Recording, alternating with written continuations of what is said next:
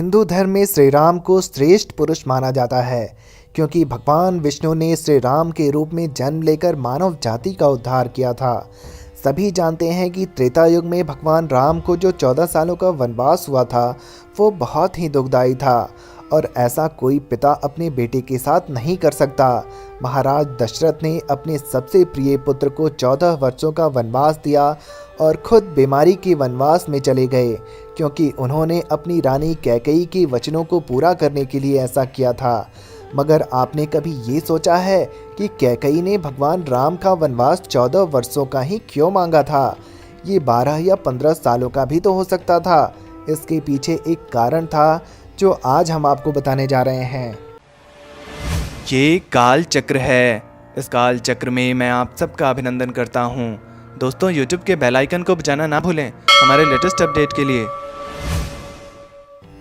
कैकेयी देश के राजा अश्वपति की पुत्री थी। कैकेयी के 2 वर ने ही रामायण की कहानी को महत्वपूर्ण दिशा दी। कैकेयी ने जब राजा दशरथ से राम के लिए 14 वर्षों का वनवास मांगा तो इसके पीछे 3 मुख्य कारण बताए जाते हैं। पहला कारण राजकीय नियम। ये एक प्रशासनिक कारण था। रामायण की कहानी त्रेता युग के समय की है। उस समय यह नियम था कि अगर कोई राजा 14 वर्षों के लिए अपना सिंहासन छोड़ देता है तो वह राजा बनने का अधिकार खो देता है। यह नियम वाल्मीकि रामायण के अयोध्या कांड में लिखित है। कैकेयी यह बात जानती थी और उसने ठीक 14 वर्षों का वनवास मांगा। यह अलग बात है कि बाद में भरत ने सिंहासन पर बैठने से मना कर दिया और वनवास समाप्त होने के बाद राम को ही सिंहासन पर बैठना पड़ा। दोस्तों, इसी प्रकार द्वापर युग में यह नियम था कि अगर कोई राजा 13 साल के लिए अपना सिंहासन छोड़ देता है तो उसका शासन अधिकार खत्म हो जाता है। इसी नियम की वजह से दुर्योधन ने पांडवों के लिए 12 वर्ष का वनवास और 1 वर्ष का अज्ञातवास की बात रखी थी। दूसरा कारण व्यवहार परिवर्तन। 14 वर्ष वनवास मांगने का कारण उस समय की ये मान्यता थी कि 14 वर्ष तक एक ऐसा जीवन काल जीने से आदमी का चरित्र और स्वभाव परिवर्तित हो जाएगा।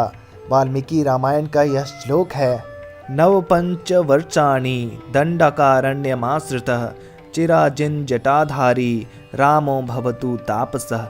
इसका अर्थ है दंडक वन में 14 वर्षों तक पेड़ की छाल, जानवरों की खाल पहनने और बालों को जटा बनाकर जीवन जीते हुए राम अपना पूरा जीवन तपस्वियों जैसा जीने लगेगा। कैकेयी और मंथरा ने यही सोच विचार कर राम के लिए 14 वर्षों का वनवास मांगा क्योंकि इससे भरत का सिंहासन सदा के लिए सुरक्षित हो जाएगा।